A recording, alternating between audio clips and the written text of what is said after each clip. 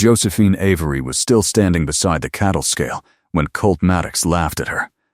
"Fix my ranch before winter," he said, loud enough for Boone Kersey and half the sorting crew to hear, "and I'll marry you myself." Josephine looked past him at 600 cattle crowding the holding pens. Then she looked at the hay sheds. "You could marry the governor," she said. "You'd still run out of feed by January." The men near the gate stopped smiling. Maddox Crown Ranch spread across miles of northeastern New Mexico territory. Colt owned more cattle than any man in the district. That fact had built his name. It was also destroying him.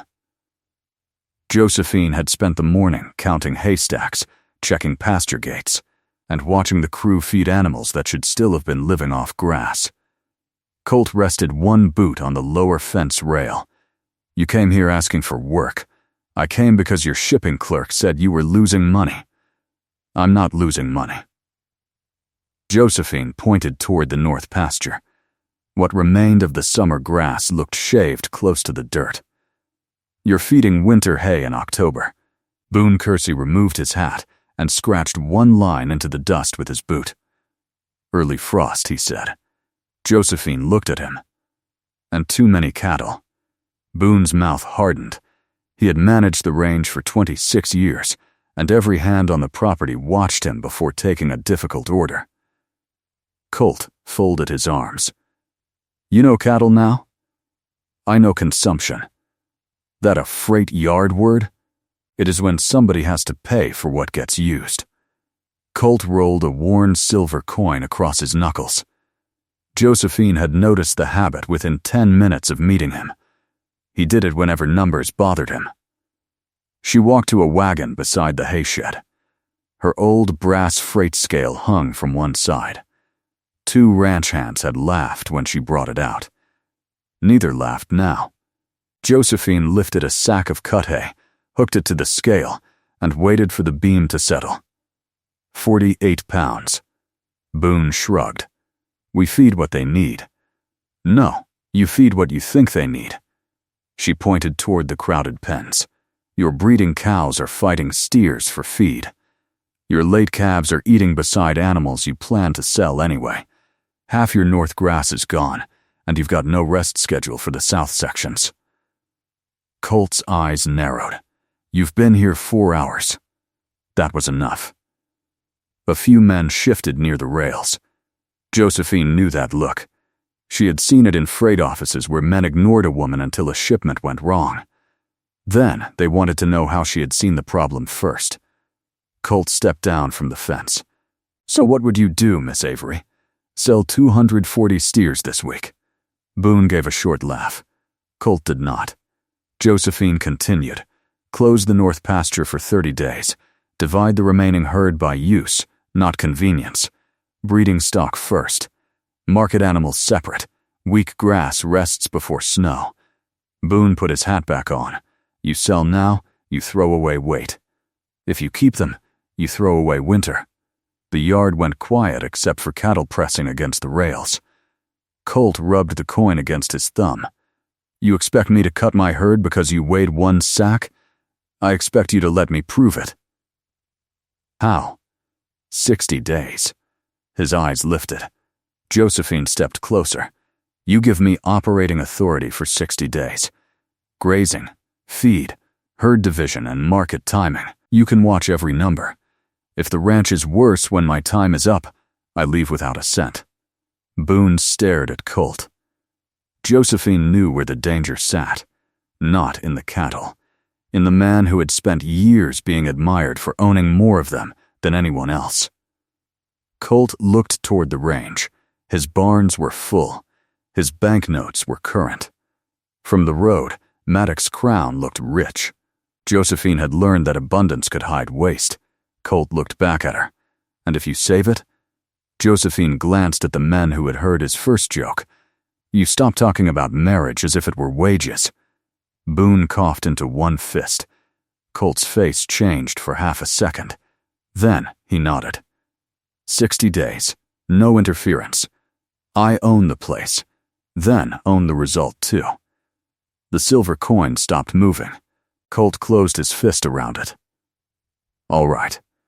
Josephine turned toward the pens. Separate the red tag steers. Nobody moved. Boone looked at Colt.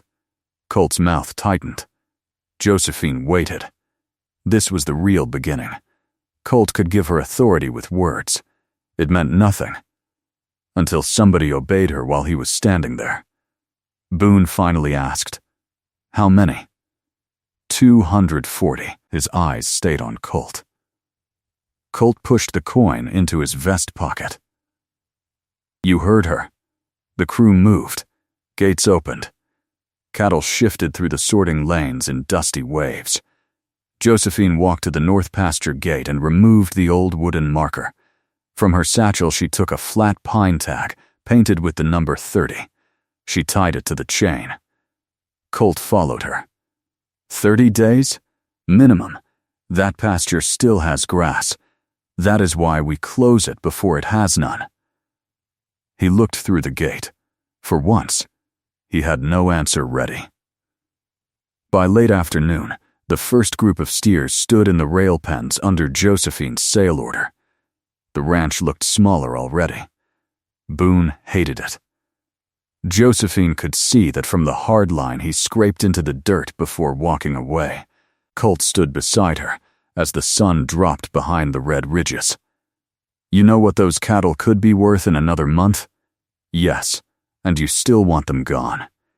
Yes, he looked at her. You really think this is the easy part? Josephine watched the steers crowd toward the loading chute. The easiest. Colt's brows drew together. She nodded toward the miles of range beyond the pens. Before winter, Mr. Maddox, you're going to have to decide whether you want the biggest herd in this valley. She looked back at him. Or a ranch worth owning. 3 weeks later, Maddox Crown no longer looked like the richest ranch in the valley. That bothered Colt more than he admitted. The sorting pens held fewer cattle. 2 grazing sections stood empty behind closed gates. Josephine's numbered pine tags hung from fence chains where Boone's men had once moved stock whenever a pasture looked convenient. But the hay sheds told another story. Josephine stepped onto the feed platform before sunrise and hooked another sack beneath her brass scale. The beam settled, 36 pounds. Colt stood beside her with a pencil and scrap of brown paper. That group took 42 yesterday. And 47 the first week. He wrote the number down. Morning frost silvered the wagon wheels. Beyond the shed, cattle moved slowly across rested ground instead of pushing against crowded feed racks. Colt looked toward them. They look better. They have room to eat. That sounds too simple. Most expensive mistakes do. A corner of his mouth moved. Josephine lowered the sack. She had stopped wondering whether Colt would laugh at every answer. Now she watched something else. Whether he would act on it. That test came before breakfast. 2 hands were driving 30 cows toward the south gate when Josephine saw the number 12 tag hanging from the chain. Stop them. The riders pulled up. One man glanced toward Boone, who stood beside the equipment shed. Boone scratched a mark into the frozen dirt with his boot. South section's got grass. It rests another 12 days, Josephine said. We've always used it after the creek pasture, and that is why the creek pasture is bare. The rider shifted in his saddle. Boone looked at Colt. Josephine did not. She kept her attention on the gate. Colt walked across the yard. For a moment, nobody spoke. Then he lifted the chain himself and swung the gate shut. Take them west. Boone's shoulders stiffened. The west section is farther. Then, leave earlier. Colt tied the chain and stepped away. Josephine picked up her scale again. She did not thank him. He did not ask her to. By the end of the 4th week, the changes could no longer be dismissed as luck. Feed consumption had fallen enough for Josephine to redraw the winter estimate. The remaining cattle were holding flesh instead of losing it. The closed north pasture had begun showing new green beneath the dry tops, where grazing pressure had eased. Even the crew had stopped calling her numbered tags freight yard decorations. Most of them simply checked the number before opening a gate. Boone still did not. One evening, Josephine sat alone inside the supply room with 3 purchase sheets spread across a workbench. Lamplight fell over nails, salt blocks, oats, lamp oil, and winter canvas listed in narrow columns. The door opened. Colt entered carrying another folded page. Josephine looked up. "What did you buy?" "Nothing." That made her stop. Colt placed the page beside her hand. "Blackwell's got winter grain coming in next week. He offered me 2 wagon loads at his usual price." Josephine scanned the figures. "You don't need 2. "That was my thought." She glanced at him. 3 weeks earlier, Colt would have bought both because wealthy ranches were expected to keep storehouses full. Now he had brought the figures to her first. Josephine moved 2 brass scale weights aside. "Sit down." He pulled a stool closer. Their shoulders nearly touched over the paper. Josephine marked the amount their remaining cattle would actually require. 1 wagon load, maybe less if November stays dry. Colt tapped the pencil against the table. "And if November doesn't?" "We still have the reserve you stopped wasting in October." He looked at her. "You really don't enjoy saying I told you so?" "I enjoy not needing to." That earned a quiet laugh. Josephine continued writing, but the room felt smaller than it had a moment before. Colt did not move away. Neither did she. The next morning, a rider arrived from the rail depot carrying market notices. Boone took the paper first. Josephine saw his face change before she knew what was written there. He walked straight toward Colt. "You ought to see this." Colt read the notice. His silver coin appeared between his fingers. Josephine waited. Boone looked at her. Cattle jumped. "How much?" He named the price. Josephine's pencil stopped. The increase was not small. The 240 steers she had ordered, sold 3 weeks earlier, would now bring considerably more money. Boone turned toward the men gathering near the loading pens. If we'd held those steers, Maddox Crown would be richer by several $1,000s. Nobody answered. The figure was too large to laugh away. Colt read the notice again. Josephine could see the calculation happening behind his eyes. Purchase price. Shipping, weight, difference. Loss. Boone stepped closer. "We stopped selling now." Josephine folded her arms. "We were not planning another sale this week. I mean, we stopped cutting anything. That depends on grass and feed. It depends on money. No, money is what remains after the ranch survives." Boone's head turned sharply. "That sounds convenient after throwing away thousands." Colt looked at Josephine. She could have defended herself. She could have pointed toward the recovering north pasture or taken him back to the hay shed and shown him the slower consumption figures. Instead, she asked one question. "Did you hire me to predict cattle prices?" Colt's coin stopped. "No, you gave me 60 days to make this ranch ready for winter." "Yes, then judge me when the 60 days are finished." Boone gave a low scoff. Colt did not join him. But he did not defend her either. That silence followed Josephine through the rest of the day. By dusk, frost had returned to the grass around the rail pens. Josephine stood beside an empty loading chute where the sold steers had disappeared weeks earlier. Colt approached carrying the market notice. He unfolded it once more. The paper crackled in the cold. "You know what this says?" "Yes. It says waiting 3 weeks might have earned me thousands." Josephine looked toward the hay sheds in the distance. "It might have." Colt studied her face. For the first time since he had handed her control of Maddox Crown, Josephine could see that trust now carried a price, and Colt Maddox had just been shown exactly how much following her might have cost him. Josephine did not argue with the market notice. She folded it once, set it beneath the brass scale, and went back to work. By sunrise, the paper had collected a thin layer of hay dust. Colt found her weighing feed outside the west shed. "You could say something," he told her. Josephine adjusted the scale. "About what?" "The steers. The price went up. I know that. Then there isn't much else to say." Colt watched her mark another figure on the supply board. The silence between them no longer felt easy. For 3 weeks, he had started asking for her judgment before making decisions. Now every answer seemed to carry a number beside it. Several $1,000s. Josephine unhooked the feed sack. "If you want to end the 60 days early, say it." Colt's fingers went to the silver coin in his vest pocket. He did not take it out. "No," she looked at him. "I gave you 60 days. Then let me use them." He nodded once and walked toward the pens. Josephine returned to the scale. That morning, she changed nothing. She did not reopen pasture. She did not increase feed. She did not push cattle toward market simply to prove she was still in control. Instead, she measured. 3 representative cows from the breeding herd were weighed at the sorting chute. Then, 3 more. Josephine compared their condition with figures taken 2 weeks earlier. The animals were holding weight. Some had gained.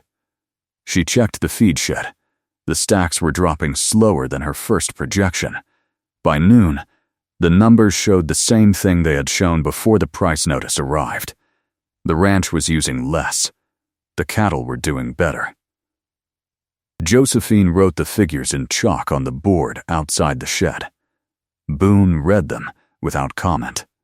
Then, he scratched one line into the dirt with his boot and walked away. Over the next 5 days, Colt began arriving at the feed shed before Josephine. The first morning, she caught him lifting a hay sack onto her brass scale. He looked almost annoyed to be discovered. "That hook sticks. It sticks when you pull sideways. I figured that out." Josephine stepped closer. He had copied her measurements onto a scrap of paper, not perfectly, but accurately. She picked up the sheet. "You checked the east herd too? Yesterday and? They're carrying more weight than they did in October." Josephine handed the paper back. Colt looked toward the stacked hay. "We should have used less than this by now. We have. No, I mean before you came." She waited. His mouth tightened. "I kept thinking a full shed meant I had enough. It only means you have enough until you use it." Colt looked at her.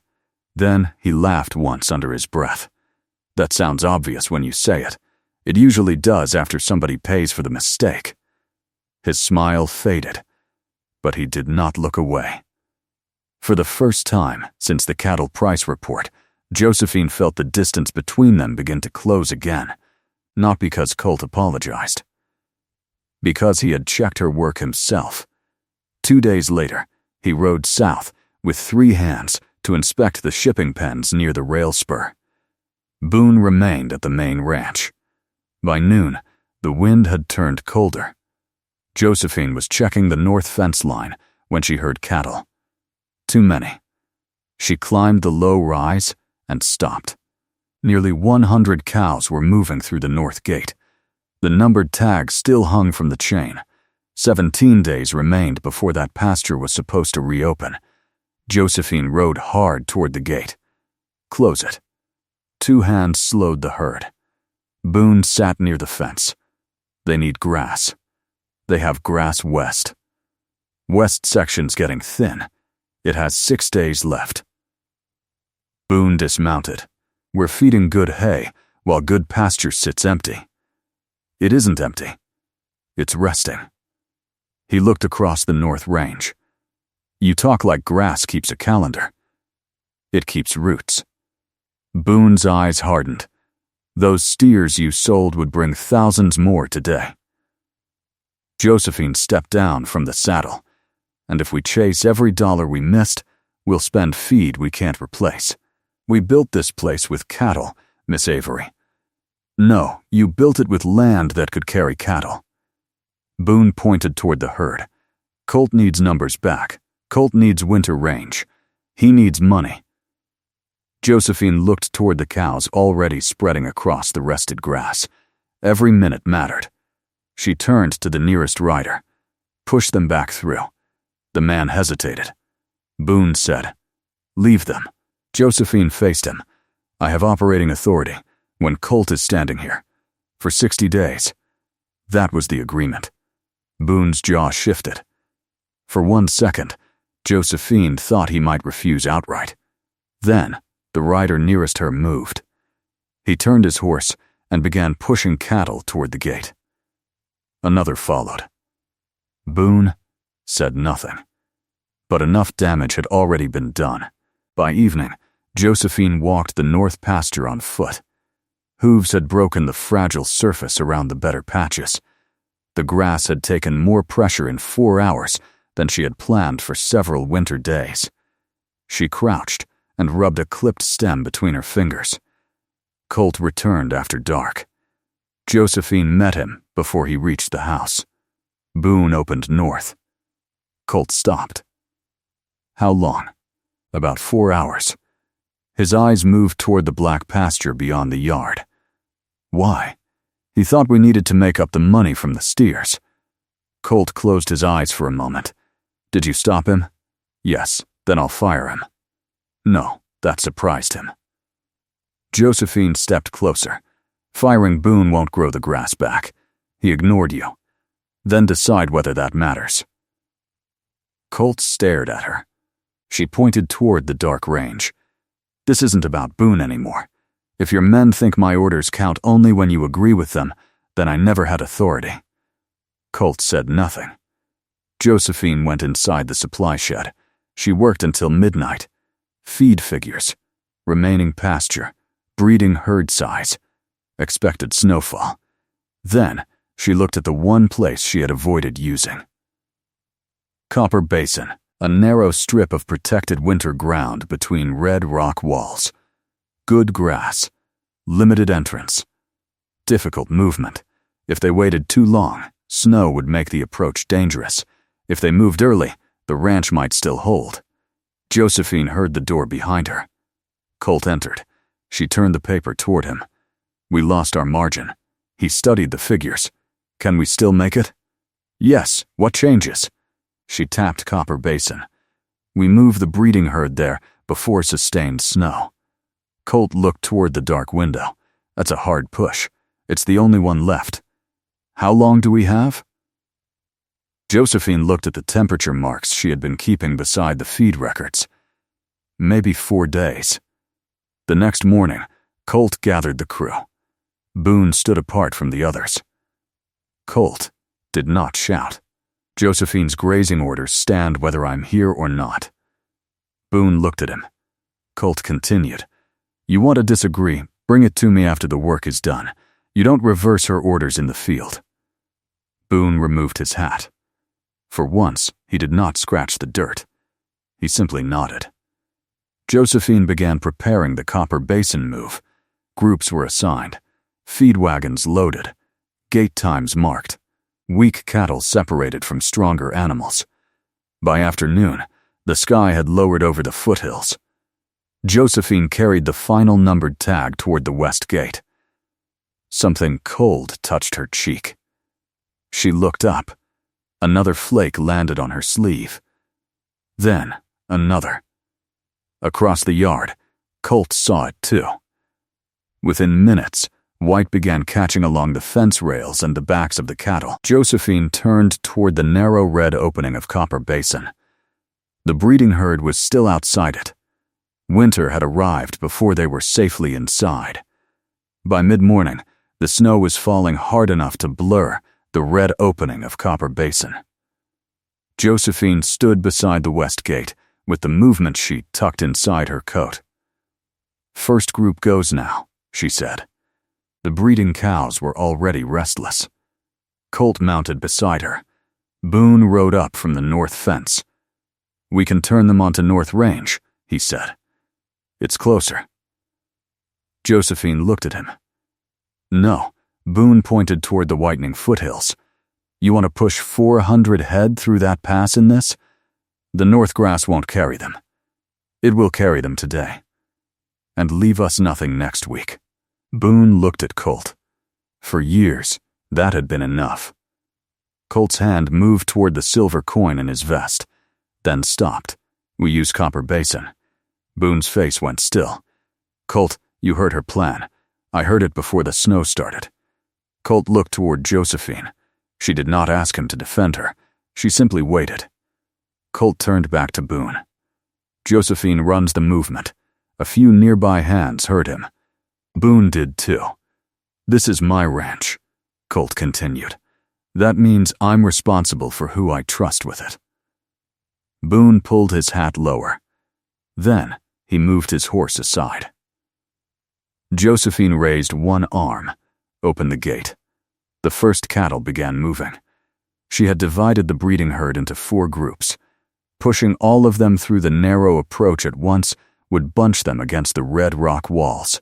The strongest group went first. Colt rode rear left, exactly where Josephine had assigned him. He did not take command. That mattered. The trail toward Copper Basin climbed gradually through hard ground where snow collected between bunch grass. Josephine rode ahead to the narrow entrance, keep space between them. The front cattle passed through. A feed wagon followed. Then, the second group. Snow clung to Josephine's coat sleeves and melted against the leather reins. Behind her, Boone called to 2 riders who were letting the cattle crowd. "Spread them." Josephine glanced back. Boone had followed her sequence. Nothing more. Nothing less. By afternoon, 3 groups were inside. The last was the hardest. Several older cows were slower, and the snow had covered most of the trail. Colt rode beside Josephine. "How much daylight?" "Less than 2 hours." He looked at the remaining cattle. "We could hold them at the west pens overnight and feed them there. We have hay. We have winter hay." Colt nodded. He understood now. Every sack used without need belonged to a colder day ahead. "Then we finish." They turned back. The final group moved slower than Josephine wanted, but it moved. No shouting fixed the weather. No hard riding made the cattle understand urgency. Josephine kept the line steady. When one section bunched near the basin mouth, Colt rode wide and opened space without waiting for instructions. Boone did the same from the opposite side. The last cow crossed between the rock walls before darkness settled over the snow. Josephine stopped inside Copper Basin. The place looked different under white. Red cliffs blocked much of the wind. Grass still stood beneath the thin snow cover because Josephine had kept the basin unused. The cattle spread instead of crowding. Colt rode up beside her. For several seconds he said nothing. Then he looked across the herd. "You were saving this place the whole time. I was saving choices." His eyes moved to her. Josephine turned toward the feed wagon. "We're not finished." They worked until full dark. Hay was distributed only to the weaker group. The rest settled into protected grass. By the time Josephine returned to the ranch yard, her shoulders ached from cold and hours in the saddle. Colt followed her into the feed shed. The brass scale hung where she had left it. Josephine removed her gloves. Colt reached into his vest and placed the silver coin on the workbench. She looked at it. "What's that for?" "Nothing anymore." He rested both hands against the bench. "The marriage bargain is finished." Josephine studied him. "You finally remembered I never accepted it?" "I remembered you shouldn't have had to answer it." The wind pushed snow against the shed door. "Colt," continued, "I want you to stay at Maddox Crown." Josephine's face did not change. As what? Operating partner. That made her look directly at him. "Not foreman? No, not employee? No, partner means I have authority after winter. Yes, even when my decisions cost you money." Colt glanced toward the market notice still pinned beneath a nail near the scale. "Especially then." Josephine looked at the haystacks. 3 months earlier, she would have expected a man like Colt to praise her work and keep ownership of every important decision. That offer would have been familiar. This one was not. "I'll take the partnership," she said. Colt nodded. He picked up the silver coin. "Then, put it back down. There's something else." Josephine waited. "This part has nothing to do with the ranch." "That sounds expensive." A short laugh escaped him. Then he became serious. "I asked you to marry me once because I thought you'd fail." Josephine leaned against the bench. "I remember. I'm asking now because I know what you do when things get difficult." She watched him carefully. "And if I say no? You still own half the decisions around here." Josephine's mouth softened. "That is a much better offer." Colt did not move closer. He left the space between them open. Josephine crossed it herself. "Yes," his shoulders dropped slightly. "Is that yes to considering it? It's yes to marrying you." Colt looked toward the floor for 1 second. When he looked back, the wealthy cattleman who had once laughed beside the sorting pens had nothing clever to say. Josephine almost smiled. "Your jaw's hanging open." He closed his mouth. "That seems to happen around you." Several mornings later, the storm had passed. Josephine stood inside the feed shed with a measured sack hanging from the brass freight scale. The beam tipped. 2 pounds less. Colt removed hay from the sack. The beam leveled. Outside, the smaller herd fed calmly beyond the open doors. More than half the protected winter reserve still filled the shed behind them. Colt carried the measured ration toward the wagon. Josephine reached for the next numbered pasture tag. He came back and took it from her hand. "Which gate?" 14. Colt hung the tag beside her. Then, they reached for the next sack together. If you enjoyed watching Josephine make Colt earn that second proposal, subscribe and leave a like for more Wild West stories.